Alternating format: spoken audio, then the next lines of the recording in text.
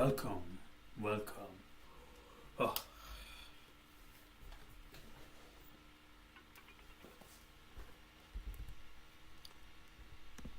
so fuck. Everything's fucked.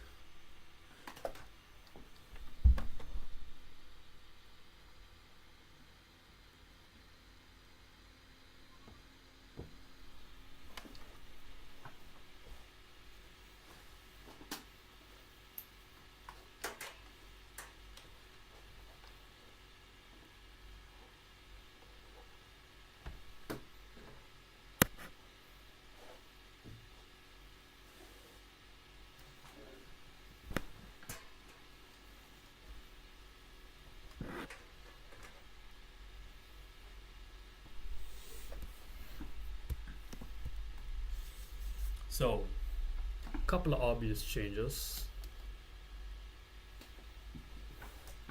I got a new fucking bed frame. That's a W. And you guys can see this thing over here. I need to like learn how to get rid of it. You know, so fucking annoying. Like, look at this shit. It's just so stupid. Like, what am I supposed to do with this? Whatever. And yeah, இன்னைக்கு வந்து ஒரு chill linear algebra. I missed a day, so I'm gonna make it up for that day. This is gonna be a long stream hopefully, and yeah, I don't know why. Give me a second. Fuck, I need to close some shit.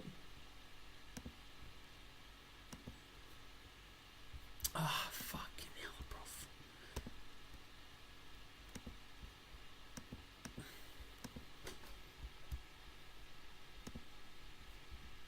Yeah, it is what it is. It is what it is, you guys. So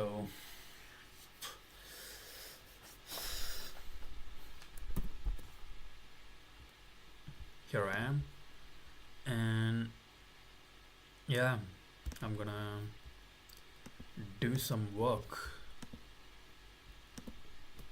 Hopefully, this is gonna be a long and fun one. Where is? Oh, I need to get my epic pen. I forgot already the setup. It's been like one day that I missed, and I'm back to my amateur ways, doing amateur things.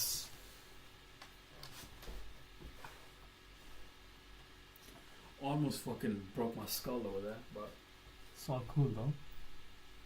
It's all cool.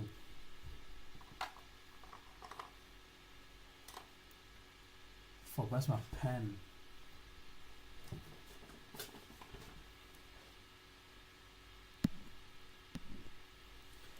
Okay, got my pen. I'll take a piss before I get into. Does it work, by the way? Please. Thank you. It's gonna be a banger stream, but I need to take a piss.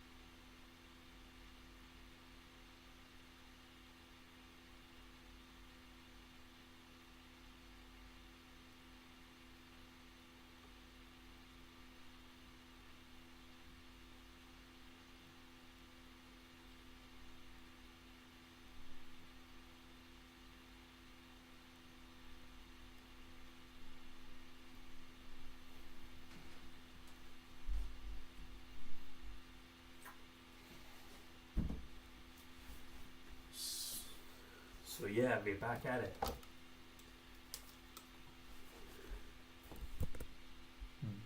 Back at it like a crack at it. You know what I'm saying? Oh.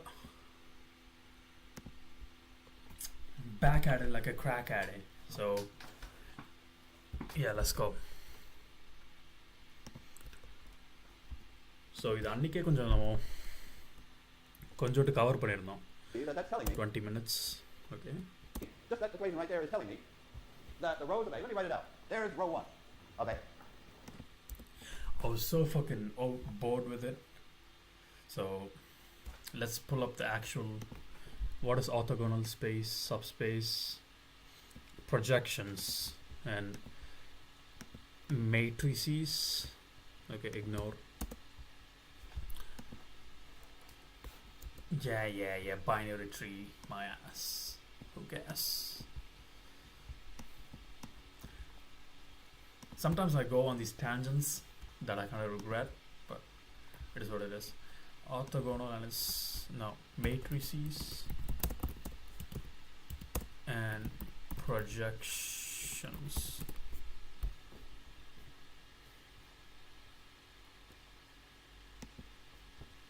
Bro, it's crazy, bro. These guys, bro. Who even is this guy? You know what I mean? It's crazy how anyone can like make these niche. Look at this, bro. Crazy. Thank you, bro.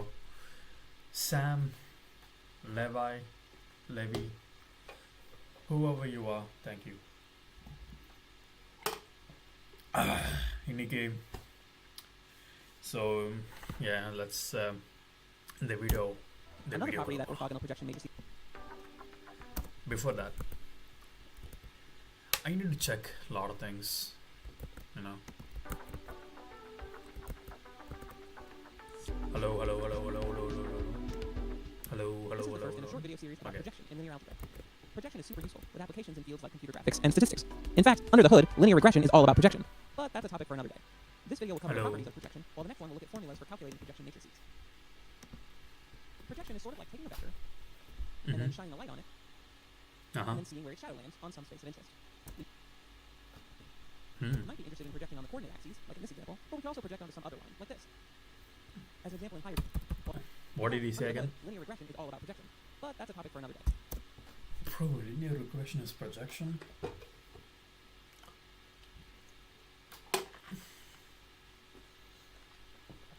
Crazy. This video will cover the properties of projection, while the next one will look at formulas for calculating projection matrices.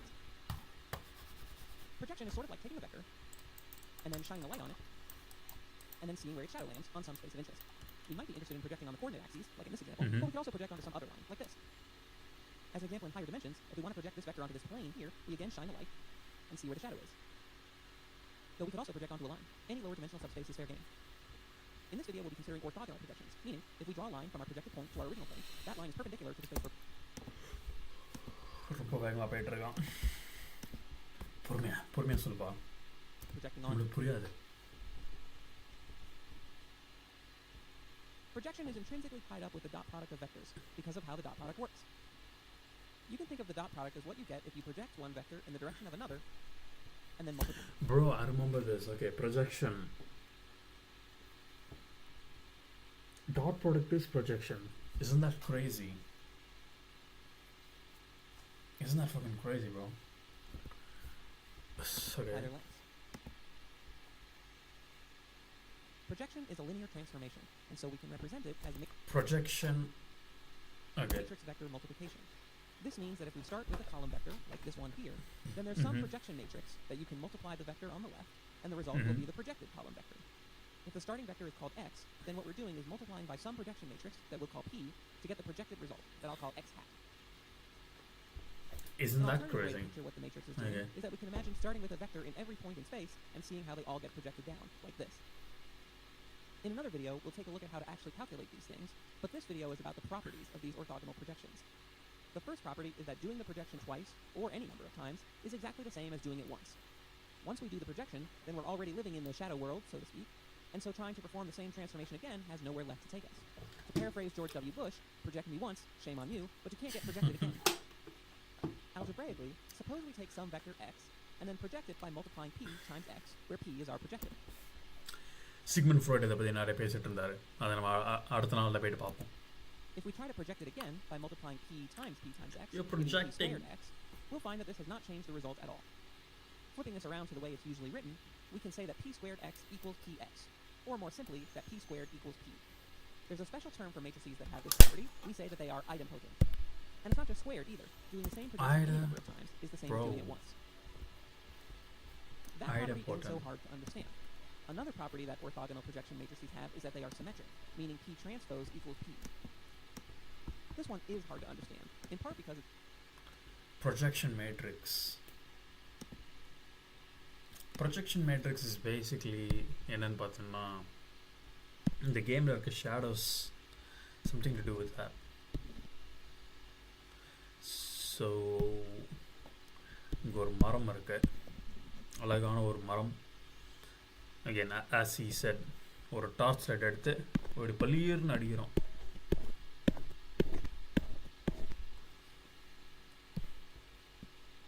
இந்த மரத்தில் இருக்கிற எல்லா individual வெக்டரும் இந்த தரையில் project ஆகிறது வந்து ஒரு ப்ரொஜெக்ஷன்னு சொல்லலாம். பட் ஆனால் இது தரையில் தான் ப்ரொஜெக்ட் ஆகணுமா கேட்டால் இல்லை. ஒரு ஃப்ளாட்டான ஒரு சர்ஃபேஸில் தான் ஆகணும்னா இல்லை. ஒரு வெர்டிக்கலாக ஒரு சர்ஃபேஸில் ஆகலாம். அகைன் இது எப்படி ஒரு எக்ஸ் அண்ட் ஒய் ஆக்சஸ் அப்படின்னு உங்களுக்கு கோரிலேட் ஆகலாம்.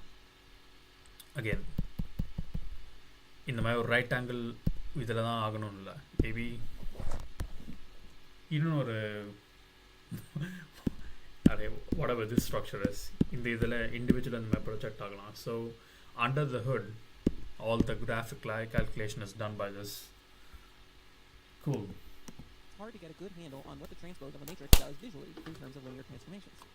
I actually made another video all about the transpose, but here I want to explain this in a different way from that video.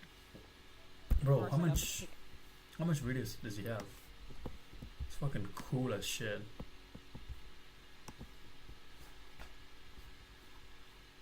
Bro, isn't that crazy? He has transpose videos too.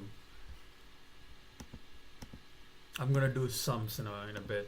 Any two vectors that I'll call u and v. Mm-hmm. We'll also pick a subspace to project both of them onto, like this plane. And then we'll do that projection. Yeah, it's basically like a... Again, இது வந்து ஒரு shadow image. Take the dot product of the projected vectors. Would it surprise you to learn that we can get the exact same dot product result if we only project one of the vectors instead of both? For example, maybe we only project u onto the plane, but don't project down v. Taking the dot product of these two vectors is going to give the same exact number as if we projected both of them. We could also go the What the fuck? Would it surprise you to learn that we can get the exact same dot product result if we only project one of the vectors instead of both? For example, maybe we only project u onto the plane, but don't project down v. Taking the dot product of these two vectors is going to give the same exact number as if we projected both of them. We can also go the other way, dotting u with the projection of v. Projecting only one and taking the dot product gives the same result as projecting both and taking the dot product. I think that's unexpected. Let's look at it again in fewer dimensions. Now we're projecting the vectors u and v onto this line here. The claim then is that we'll get the same result if we project both vectors and then take the dot product. Yeah. Or if we only project one of them and then take the dot product with the other. How? So, என்ன சொல்ல வரானா, ரெண்டு வெக்டர்ங்கிறது வந்து again ரெண்டு vector, let's say யுக், இரண்டு மரம் இந்த மாதிரி இருக்கு. இங்கே ஒரு மரம், இப்படி ஒரு மரம். ஓகே, பார்க்க பூல் மாதிரி இருக்குது, இருந்தாலும் பரவாயில்ல. இதில் என்ன சொல்ல வரானா, லெட்ஸ் சே லைட் வந்து நம்மளை பார்த்த மாதிரி அடிக்குது. சன் இந்த பக்கம் இருக்கு, இப்படி அடிக்குது லைட்டு. இப்போ இதோட ஷேடோ எப்படி இருக்குன்னா,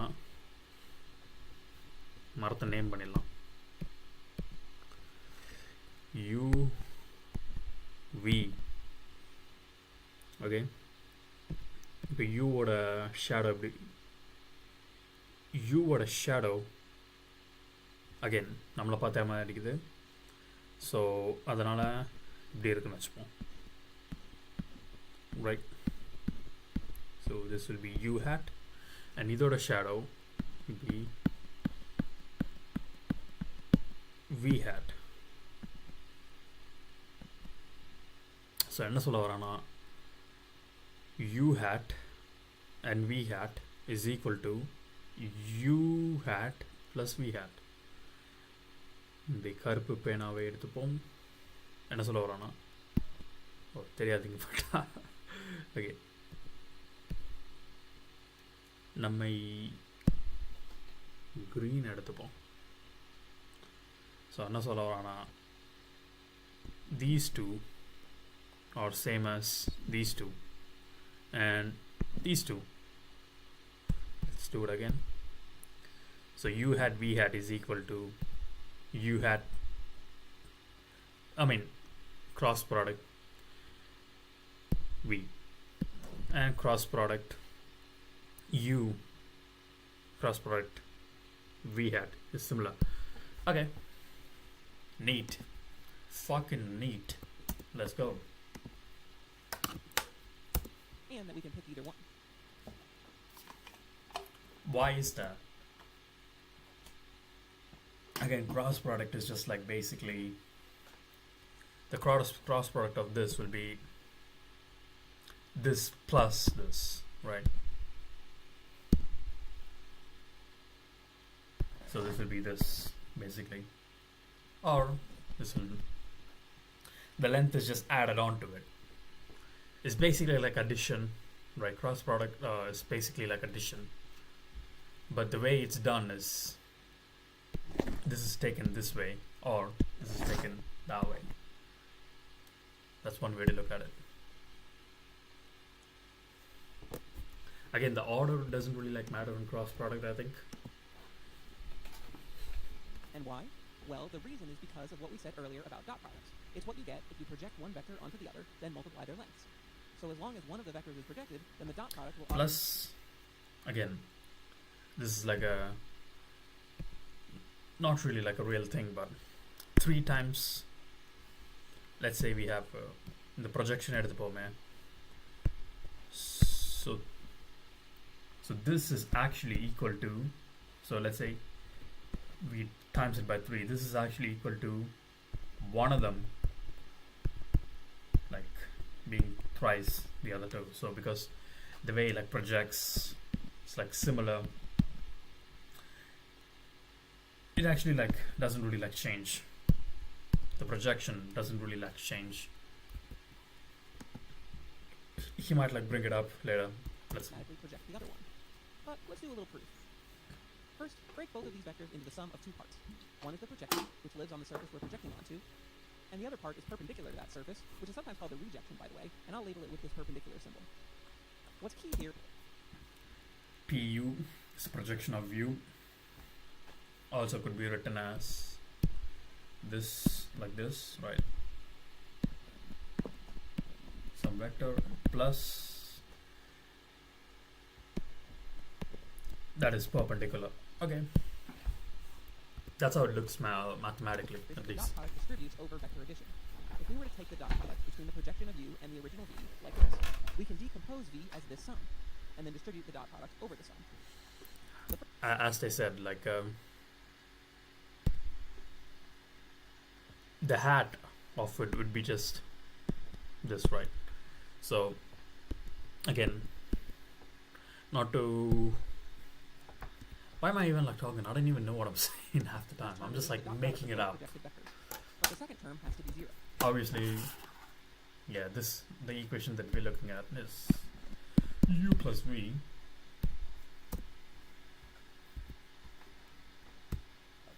One of these lies on the line, and the other is perpendicular to the line, so their dot product is 0. And you can go the other way as well. If we dot u with the projection of v, we can expand u, then distribute the product. Dotting a projection with a perpendicular gives 0. And so all 3 of these must be equal to each other. So it doesn't matter whether we do the projection on the first vector or on the second or to both. We still get the same dot product. Now let's take these dot product equations and write them in their equivalent matrix multiplication form as the transpose of the first vector times the second. When we put them in their equivalent matrix multiplication form as the transpose of the first vector times the... Interesting. Transpose.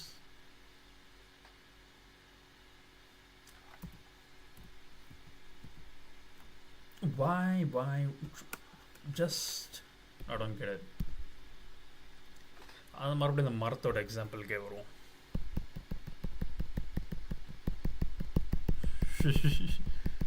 Going so back now. Back. That's it? Okay. அந்த மரத்தோட எக்ஸாம்பிள்கே வரும். This is U, this is V. Projection of U transpose could not wait. What is it actually changing it from? That's why proofs could be like kind of useful sometimes. What is it actually projecting from? And so all three of these must be equal to each other. Yeah. What all three though? Okay, this one either one thanga podran. Okay, it's just like basic shit, whatever. If we dot U, Orthogonal projections are symmetric. So என்ன சொல்ல வரேன்னா orthogonal projections, what does it mean by that? So shik, maybe not, maybe jing, no, maybe not, maybe shik,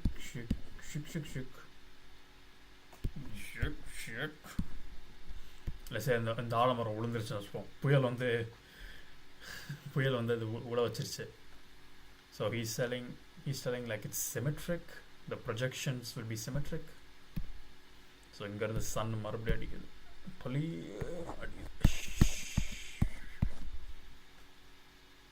okay, I mean I kind of get it, but it's like okay, இதெல்லாம் இங்க போகுது, இதோட projection again same plane I guess. Alright, so it could be symmetric. Well, what does he mean by symmetric? How does it mathematically look? So either a projection, let's say it will be like a vector, right? This is a vector at the end of the day, and either a projection would be a vector. Would it be it? I mean, if it's a three-dimensional space, the vector would be a three-dimensional vector, and it is happening on the same space, right? The தரையில இங்க இருந்து ஒரு தரையில இப்படி வருது, so yeah, should be symmetric, obviously. Symmetric in a sense, symmetric matrix, right? If it's orthogonal, I mean, what even is that? Like, orthogonal, does it mean the actual vectors need to be orthogonal, or what? I mean, this is like a nonsensical. It doesn't, I mean, orthogonal just meaning right angle, right? Though 90 degree. Or symmetric. But what if it's not still gonna... Let's listen what the man has to say. Listening is key. Of V, we can expand U. Then Yeah. Dotting a projection. Okay, just... We still get the same dot form as the transpose of the first vector. You're just making shit up. So the way I'm thinking about all this is that P transpose equals P is just this all just represents that the transpose, the dot product, and orthogonal projection are all intrinsically tied up together. The next property of orthogonal projection matrices I want to look at is that projecting always reduces the number of dimensions we're living in, isolating us to a smaller subspace of the space we started in. Yeah. So yeah, it does it project? Yeah, like a shadow. You know how like a shadow when it projects or மரத்தோட shadow எடுத்துப்போம் again. But ஆனால் இந்த சன்னோட ஆங்கிளை மாற்றுறேன் இந்த வாட்டி. Sun இந்த பக்கம் இப்போ இருக்கு, இப்படி இப்போ வெயில் அடிக்கும் போது it kinda everything gets projected to a 2D plane, but the actual thing is like a 3D subspace. So yeah, it gets projected onto a 2D subspace sometimes. Projection kills some dimension. That's, I think, it's really important, because why is that? Yeah, it can it be a 1D? Sometimes it can be 1D, I think. Intuitively, you can think that when we make I don't know. shadows in real life, the original objects are 3D, but the shadows live on a 2D surface, like the ground. What that means for us in practice is that the matrix has less than full rank. Recall that the rank of a matrix Yeah, it's tells just you like how a many it just has like a 0 dimensions its output serves. rank. If the matrix is less than full rank, that means I there is mean, some direct Is this something to do with projection? I mean, the projection, yeah. The projection is a rank less than full for this to happen. dimensions that the matrix transformation Even if, okay. Okay, kinda. The sun has a projection. The sun is like the P, right? P of U, whatever. P of U, P of V, whatever. This will have rank lower. If it has 2 ranks lower, I don't think it's possible. That means sun would be like a conical shape or some shit. I don't know. I'm just making it up. Just making it up. ascends to 0. For example, consider the orthogonal projection of the 2D plane down onto this line. Now consider vectors that originally lie on this other line here that's perpendicular to the line we're projecting onto. Any vector that lies on this line will get sent to 0 when we do the projection. This line is therefore called the null space of the transformation. The outputs of this projection all live on this one-dimensional line, and so we'd say P here is a rank 1 matrix. On the other hand, when we projected onto a plane earlier, that would be a rank 2 transformation, since planes are 2-dimensional. This is also related to Okay, this is வந்து ஒரு 2-dimension example. So let's say values, which brings us to our next property. again, I can give better examples because I'm a genius, right? Eigenvalues of projected Okay. matrices are all Shut up.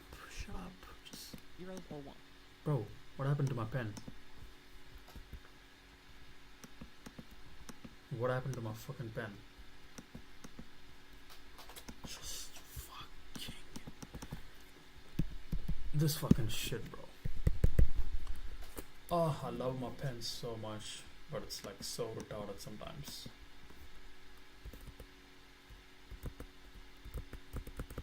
Just work, please. Just fucking work. Oh, fucking bitch.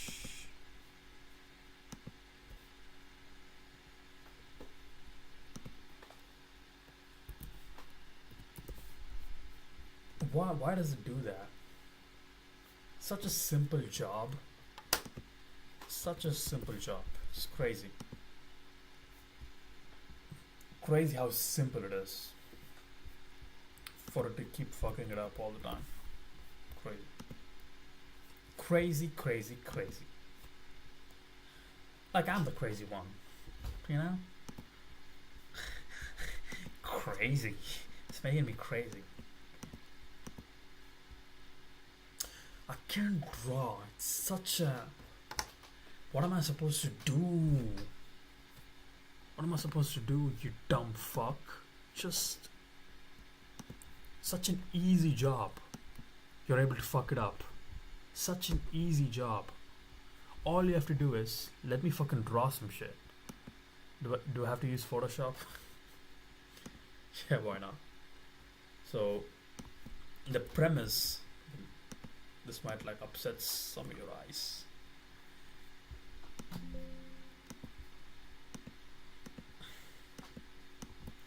So the main premise என்னன்னா, let's say இங்க ஒரு torch light இருக்கு. Okay. இப்படி ஒளி வீசும்போது என்ன நடக்கும்னா, let's say இங்க வந்து ஒரு Vathipatti, maybe what is like a பெரிய ஸ்டிக்ல தமிழ் என்ன, இங்க ஒரு பெரிய குச்சி அப்படி வைக்கிறோம். Okay, again maybe not the best. What's the razor? Bro, I don't use this shit. I just have it. Let's not like. Oh, do I have to fucking okay? Whatever. Close. Don't need it. Where's my trusty old paint?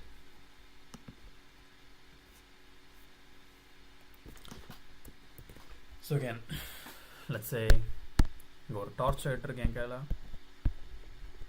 இப்படி ஒரு ஒளி வீசுகிறேன். இங்கே இந்த சைடில் ஒரு குச்சி இருக்கு. So again இது ஒரு 2D இதாக எடுத்துப்போம். This is 2D and the light is also 2D அப்படின்னு எடுத்துப்போம். இங்கே இது actually is 3D but in a hypothetical sense. When this happens, right, when this particular 2D vector tries to project, it projects onto a 1D null space. This is called a null space. All of the vectors this is all the vectors, right, get squished into this one thing, and which is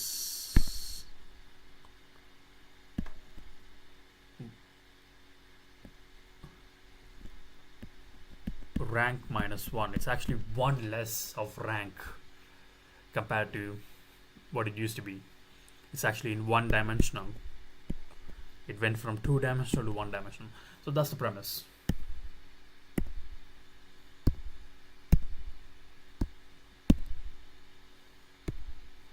I'm assuming that you have a good geometric understanding of eigenvalues. If not, pause here. Eigenprojections. Again, eigenvectors.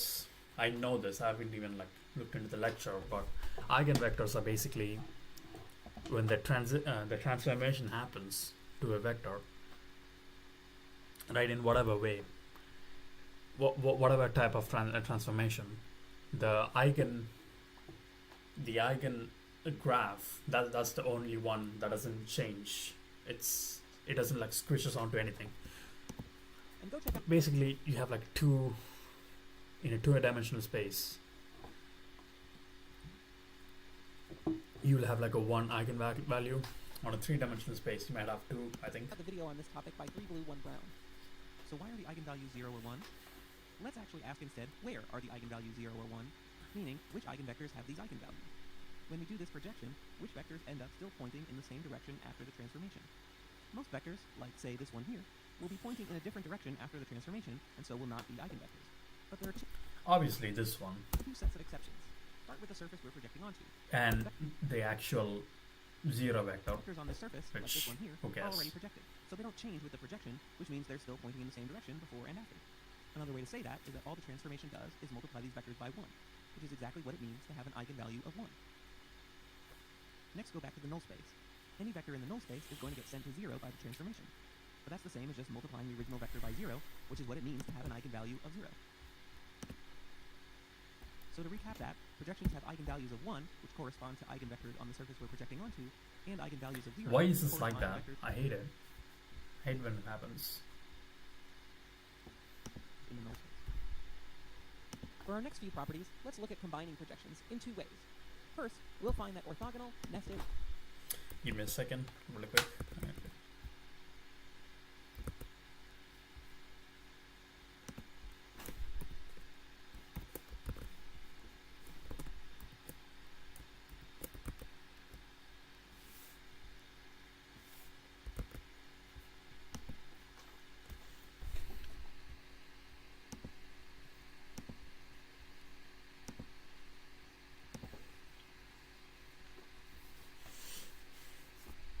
Checking my hair.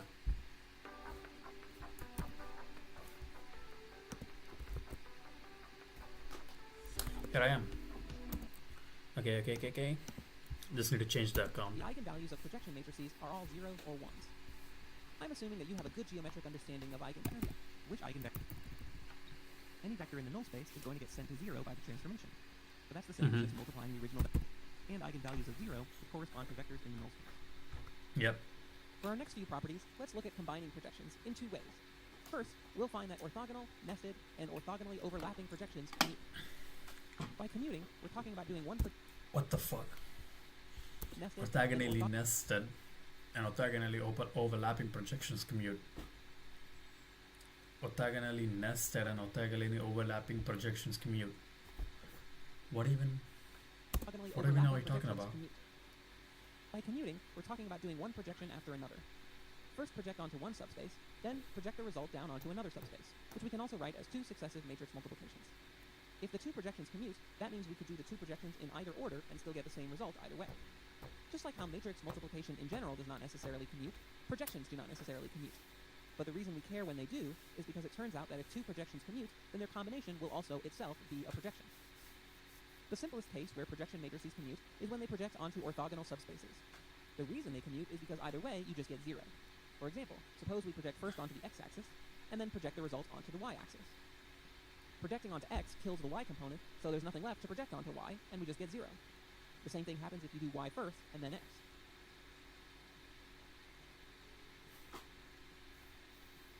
The other case that's straightforward is when one of the subspaces is nested inside the other. For example, suppose one of our projections is to project onto the xy plane, and the other is to project onto the x-axis. One way we can do this is to first project the xy plane, then project the result onto the x-axis. What if we switch the order? Well, if you think about it, the x-axis is inside the xy plane. So if we project onto the x-axis, we're already projecting onto the xy plane. So if we try to project to the xy plane after this, that doesn't do anything. We're already there. So in the case of nested projections, whether you do the outer one or the inner one first, you get the result from just doing the inner projection. The third case is the more complex one. It's when the subspaces aren't nested, but do overlap. For example, maybe we project onto the xy plane, and also onto the xz plane. Those aren't nested, neither of them is wholly inside the other, but they do overlap because they both contain the x-axis. In this particular case, you can either project to the xy plane and then to the xz plane, or you can project to the xz plane and then the xy plane. And either way, the result you get is the same as if you had just projected to the x-axis, the overlapping part. Yeah, kind of makes sense. So, fucking hell, bro.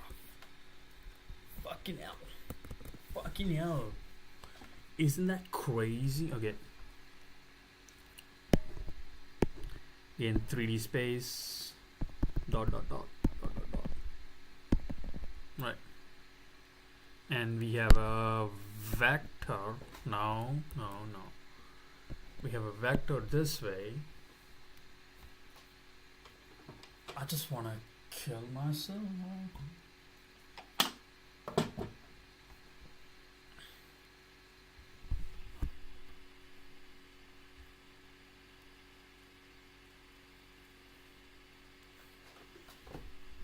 And we want to do projection px. This is the x vector, and we want to do px.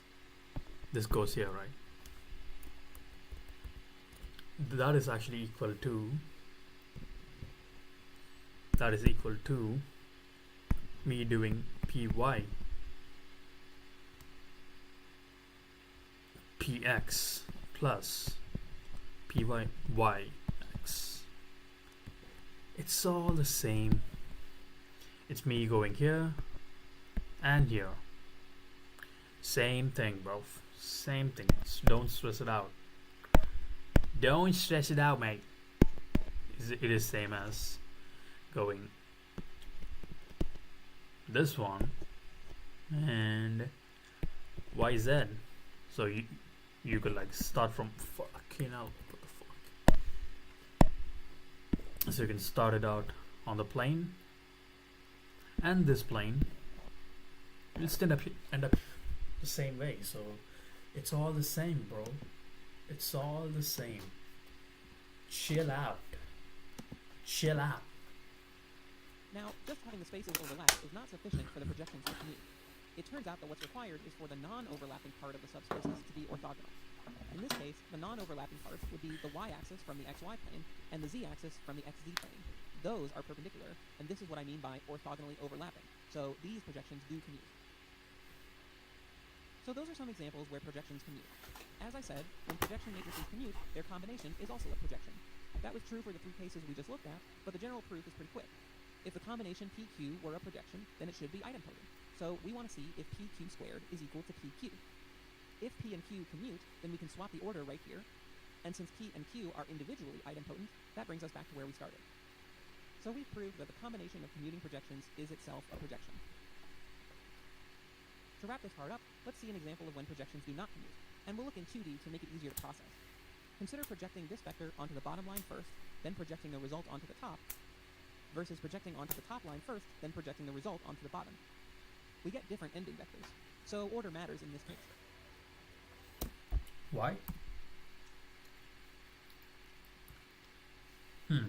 Why?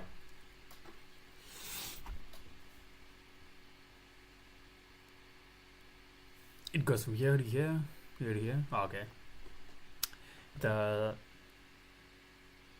Is it something to do with 2D or? Yeah, I think it's the. Yeah, I see what you mean. Oh, I have to draw from the beginning.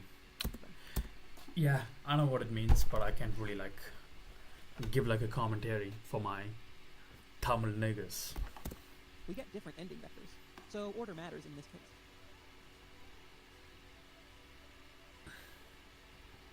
Okay, that's multiplying projections. Again, that's projections. I don't remember learning projections in my high school. Another thing we could do is add them. I always find adding matrices to be sort of puzzling, since I usually think of matrices as linear transformations, and adding transformations is confusing. But because of the distributive law, the key is to think of it as performing two different transformations to the same starting vector, then adding the results. So for adding projections, think about taking some starting vector, then doing two different projections on it, then adding the results. Our starting question on adding projections is probably, does adding projections ever give something interesting? Basically, there are two cases when it does. First, adding projections can sometimes give us another projection. This happens when the two subspaces we're projecting onto are orthogonal and do not overlap. And second, adding projections can sometimes give us the identity matrix. This happens if we have enough orthogonal and non-overlapping projections to span the space.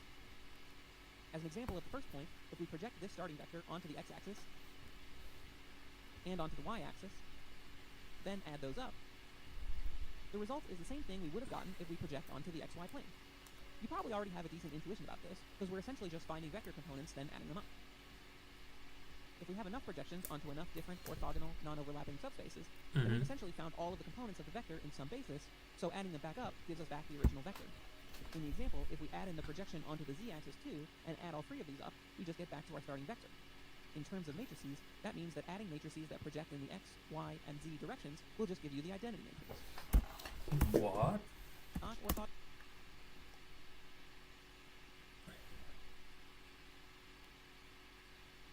What? It will just give you the. What do you mean? What do you mean identity matrix? What is identity matrix? It projects to the x. Oh, it just projects. It just gives like one big ass projection. It just gives you the capital P, right? Like 1P. Identity, yeah. Orthogonal and non-overlapping? In that case, you don't necessarily get anything special. Here's an example. If we take this vector, then project onto each of these lines,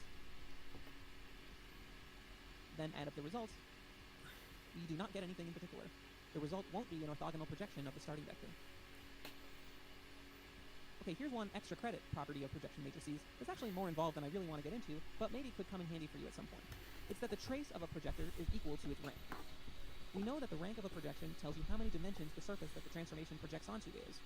Recall that the trace of a matrix is what you get if you add up all the diagonal entries, like this. So how can the trace be the rank? Well, one more fact that you might know about the trace that I won't... Oh, yeah. Trace should be like a non-zeros, isn't it? So how can the trace be the rank? Well, one more fact that you might know about the trace that I won't repeat here is that the trace is always equal to the sum of the eigenvalues of the matrix. In our case, the eigenvalues are zeros and ones. How many zeros and ones? There will be a 0 for every dimension of the null space, and a 1 for every dimension of the surface we're projecting onto. Pause and think that through if you need to. But anyway, that means there's going to be an eigenvalue of 1 each for whatever the rank of the matrix is. When we add those up to take the trace, we'll get the rank of the matrix. Why did we look at that one if it's a bit obscure? because it may come up again in a future video that will be relevant for statistics. So watch out for that. Yo, he hit us with a cliffhanger. Crazy. So to recap all of that, we've got these properties in full rank. I want to watch this, but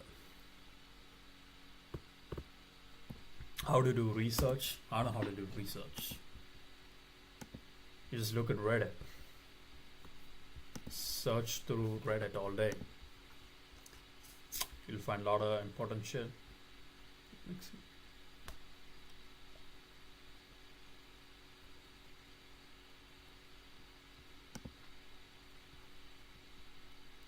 What the fuck? Okay, and here's how those are determined. So, we've got DF and DG, and they're determined here. And this is actually pretty simple, and you can think about it intuitively. What happens is, the people who want to buy money go to where it's cheaper to get. If it's easier to get the thing. Educator.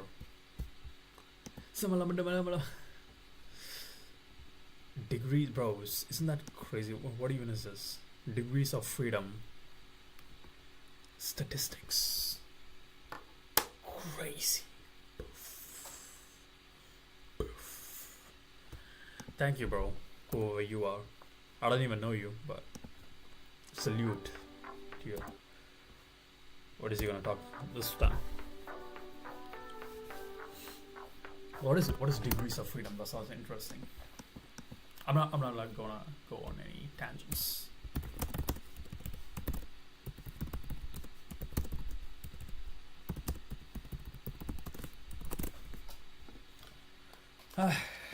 Show up anywhere in man.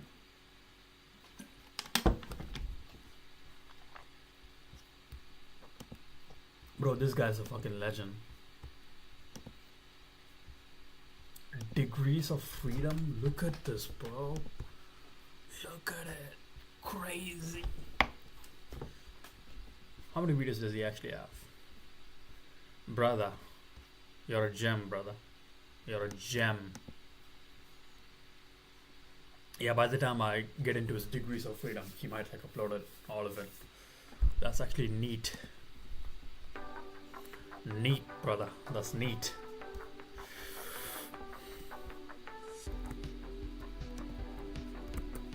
Is everything alright? If you found yourself in the world of linear algebra, then you may have come across this formula for projection matrices. Should I like watch this one before? Projection matrices. Orthogonal properties of determinants. Okay, determinants are a little bit more fun. Eigenvalues. Diagonalization power of A. Differential. Bro, I'm so close. Let's go. Subspace in the plane. What do we got in the plane as possible subspace? The zero vector, real small, a line through the origin, or the whole plane. Okay. Now, so when is a line through the origin orthogonal to the whole plane? When it's if it's a 3D, it's in the z-axis. No, right? No. When is a line through the origin orthogonal to the zero subspace? Oh, right. When is a line through the origin orthogonal to a different line through the origin? Well, that's the case that we all have a clear picture of. The two lines have to meet at 90 degrees. They have only the so that's like the simple case I'm talking about. There's one subspace, there's the other subspace. They only meet at 0, and they're orthogonal. Okay. Now, so we now know what it means for two subspaces to be orthogonal, and now I want to say that this is true for the row space and the null space. Okay, so that's the neat fact. So row space is orthogonal to the null space. Now, how did I come up with that? But you see that that means that these subspaces are just the right thing. They're just cutting the whole space up into two perpendicular subspaces. Okay, so why? Well, what have I got to work with? All I know is the null space. The null space has vectors that solve A, x equals 0. So this is a guy x. X is in the null space. Then Ax is 0. So why is it orthogonal to the rows of A? If I write down Ax equals 0, which is all I know about the null space, then I guess I want you to see that that's telling me, just that equation right there is telling me that the rows of A, let me write it out. There's row 1 of A. Row 2. Row n of A. That's A. And it's multiplying x, and it's producing 0. Okay. Written out that way, you'll see it. So I'm saying that a vector in the row space is perpendicular to this guy x in the null space. And you see why? Because this equation is telling you that rho 1 of A multiplying, that's a dot product, right? So rho 1 of A dot product with this x is producing this 0. So x is orthogonal to the first row. And to the second row. Rho 2 of A actually giving that 0. Rho m of A and actually giving that 0. So x is 0. The equation is telling me that x is orthogonal to all the rows. Right? It's just sitting there. That's all it had to be sitting there because we didn't know anything more about the null space than this. And now I guess to be totally complete here, I've now checked that x is orthogonal to each separate row. But what else, strictly speaking, do I have to do? To show that the subspace is orthogonal, I have to take this x in the null space and show that it's orthogonal to every vector in the row space. Every vector in the row space. So what else is in the row space? This row is in the row space, that row is in the row space. They're all there. But it's not the whole row space, right? You just have to remember, what does it mean? What does that word space tell you? And what else is in the row space?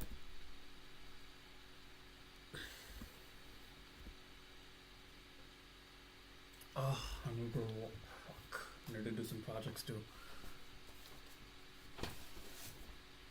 Yeah, I need to write it down. It's this one.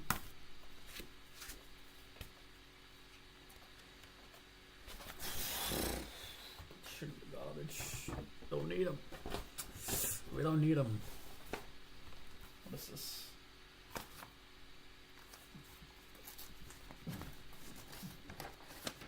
Okay. Yeah, I might like after this video though. All there. So I really have to check that, sure enough, if x is perpendicular to row 1, row 2, all the different separate rows, then also x is perpendicular to a combination.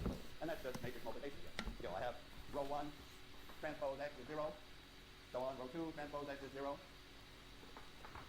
So I'm entitled to multiply that by some C1, this by some C2, I still have zeros. I'm entitled to add, so I have C1 row 1, so all this, when I put that together, that's big parentheses, C1 row 1 plus C2 row 2 and so on, transpose x is 0, right? I just added the zeros, you got 0, and I just added these following the rules. You can do that. No big deal, the whole point was right sitting in that. Okay, so if I come back to this figure now, I'm like a happier person, because I have this, I now see how those subspaces are oriented. And these subspaces are also oriented. Well, actually, why is that orthogonality? Well, it's the same statement for A transpose as that one was for A. So I won't take the time to prove it again because we've checked it for every matrix, and A transpose is just as good a matrix as A, so we're orthogonal over there. So we really have carved up this was like carving up m-dimensional space into two subspaces. And this one was carving up n-dimensional space into two subspaces. And, well, one more thing here. One more important thing. Let me move into 3 dimensions. Tell me a couple of orthogonal subspaces in 3 dimensions that somehow don't carve out the whole space. There's stuff left there. I'm thinking of a couple of orthogonal lines. Suppose I'm in 3 dimensions, R3, and I have one line, one-dimensional subspace, and a perpendicular one. Could those be the row space and the null space? Could those be the row space? A row space and a null space. What? And the null space. Could I be in 3 dimensions and have a row space that's a line and a null space that's a line? No. Why not? Because the dimensions aren't right? The dimensions are no good. The dimensions here, r and n minus r, they add up to 3. They add up to n. If I take, if I just follow that example, if the row space is one-dimensional, suppose A is, what's a good, I'm in R3, I want a one-dimensional row space, let me take 1, 2, 5, 2, 4, 10. What's the dimension of that row space? 1. 3. What's the dimension of the null space? What's the null space look like in that case? The row space is a line, right? One-dimensional, it's just a line through 1, 2, 5. Geometrically, what's the row space look like? Oh, row space, yeah. It's a, what's its dimension?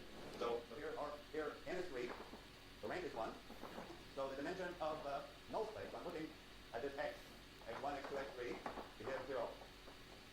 So the dimension of the null space is, we all know is 2. Right, it's a plane.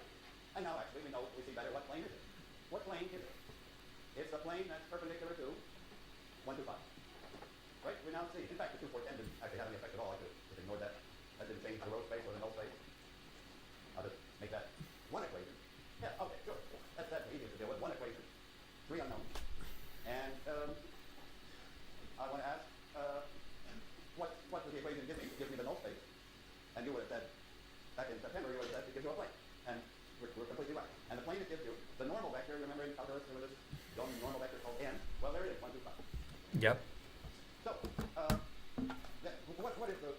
what's the point I want to make here? I want to emphasize that not only null space and the row space are orthogonal. That's this neat fact, which we've just checked from AX equals 0. But now I want to say more, because there's a little more that's true. Their dimensions add to the whole space. So that's like a little extra information. It's not like I couldn't have a line and a line in 3 dimensions. Those don't add up. 1 and 1 don't add to 3. So I use the word orthogonal complement in Rn. And the idea of this word complement is that the orthogonal complement of a row space contains not just some vectors that are orthogonal to it, but all. So what does that mean? That means that the null space contains all, not just some, but all vectors that are perpendicular to the row space. Okay. What the Really what fuck? I've done in this actual lecture is just notice some of the nice geometry that we didn't pick up before because we didn't discuss perpendicular vectors before. But it was all sitting there, and now we picked it up. Orthogonal But these vectors are matrix, orthogonal. And I guess I would call vectors, and this subspaces. part 1 of the fundamental theorem of linear algebra. The What the fundamental theorem fuck? is about these 4 subspaces. So part 1 is about their dimension. Maybe I should call it part 2 now. The dimensions we got. Now we're getting their orthogonality. That's part 2. And part 3 will be about bases, orthogonal bases. So that's coming up. Okay. So I'm happy with that geometry right now. Okay. Okay. Now what's my next goal in this chapter? It's the main problem of the chapter. The main problem of the chapter is, so this is coming attraction. This is the very last chapter that's about AX equal B.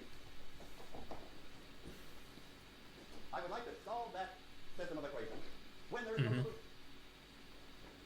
You may say, what a ridiculous thing to do, but I have to say, it's done all the time. In fact, it has to be done. You get, so the problem is, solve the best possible. Solve, I'll put quotes, AX equal B when there is no solution. How is that even? And of course, what does that mean? B isn't in the column. And it's quite typical if this matrix A is rectangular. Maybe I have m equations, and that's bigger than the number of unknowns, then for sure the rank is not m. The rank couldn't be m now. So there will be It's like there's more variables than the actual set of equations. Here's an example. It's like 4 variables, x, y. No. How do you represent 4 variables? X, Y, Z, and an A. Oh. Yeah, let's say A, B, C, right? A, B, C, D. That's equation 1. Equation 2 is A, B, C, D, another one.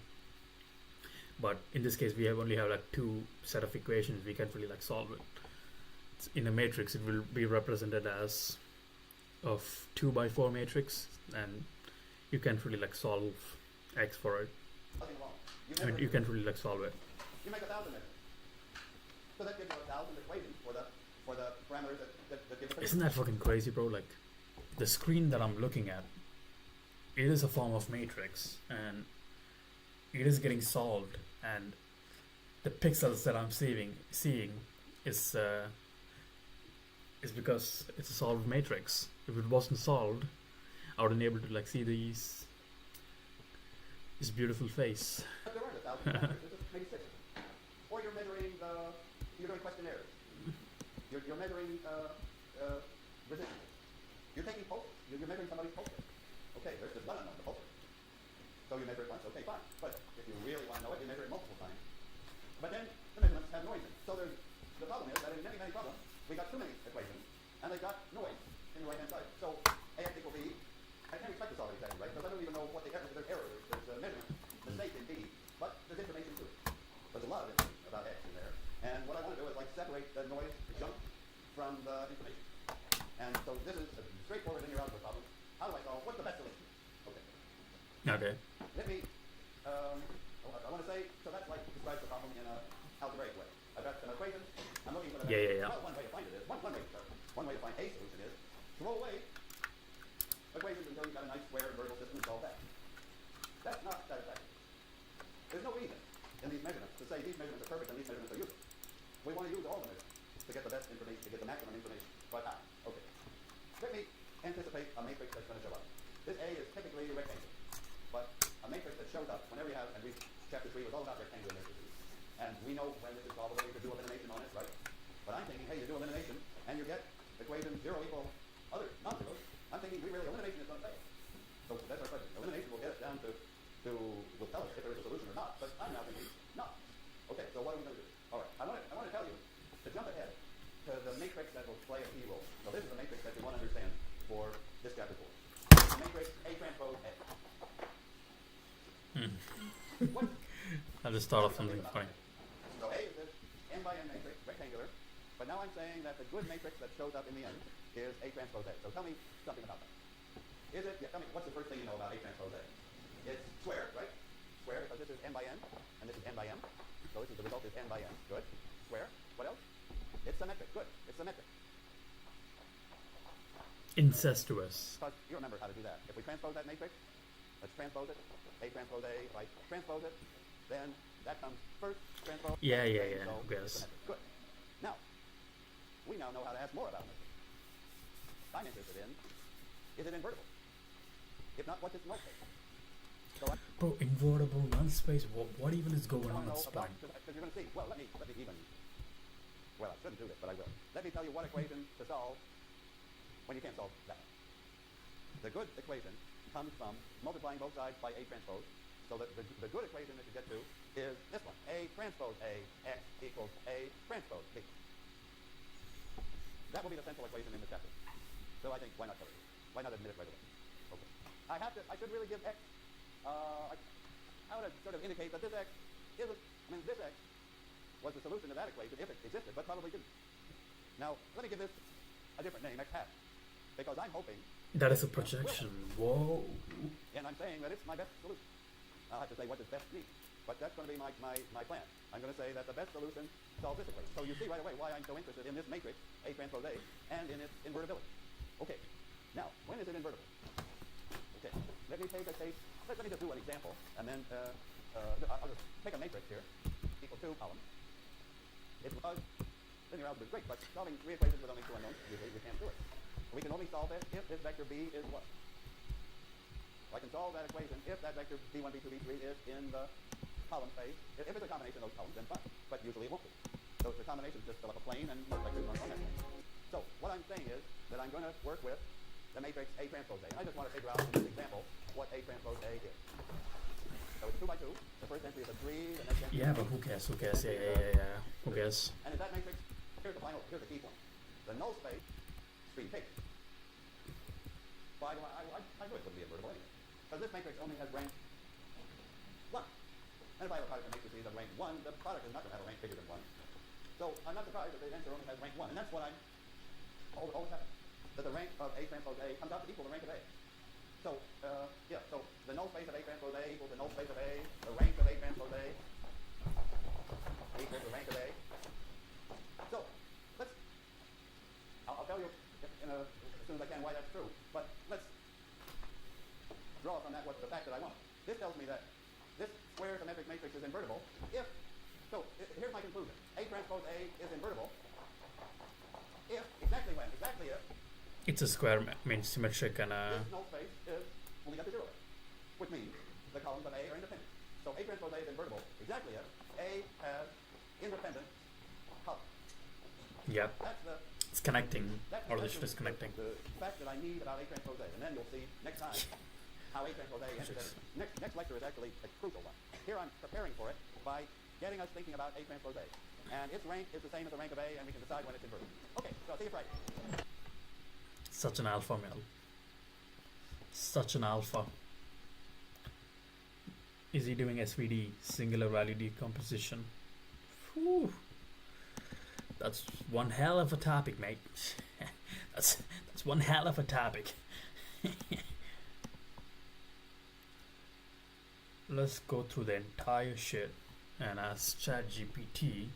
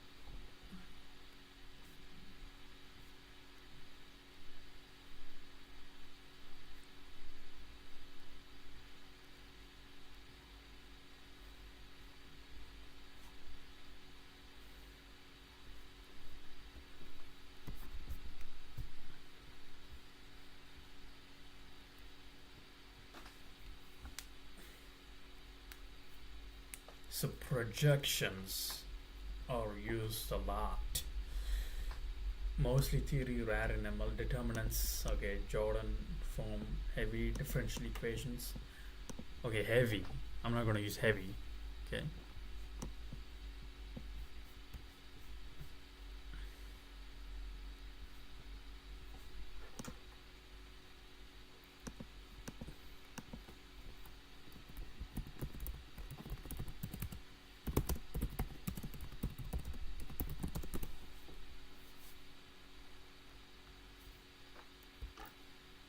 Oh, what happened?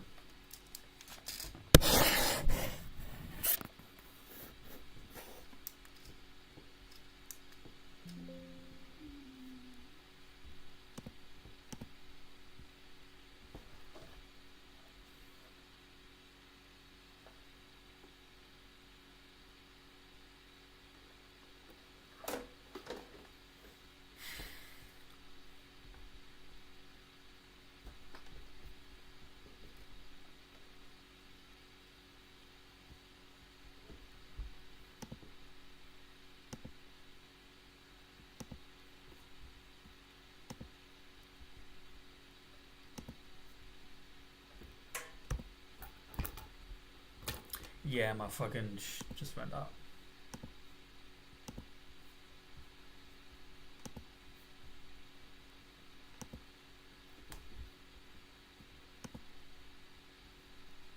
What the fuck? No. Did I dox myself or some shit? No, I didn't. Okay, that's not work.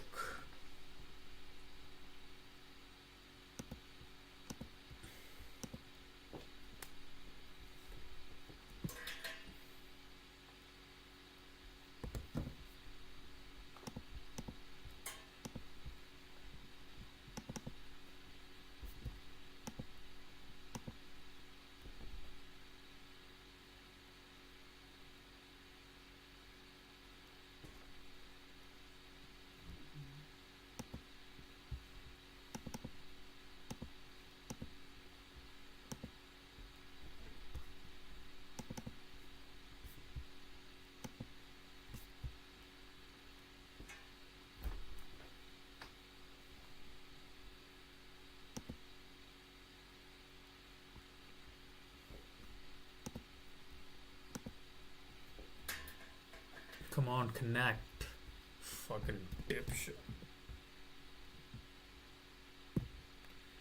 Yeah, like, why does all of this shit happens? Just connect. It's not that difficult.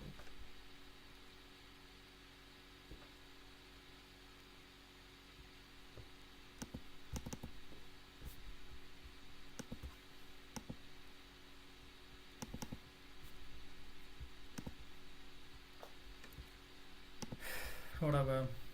I'm just gonna.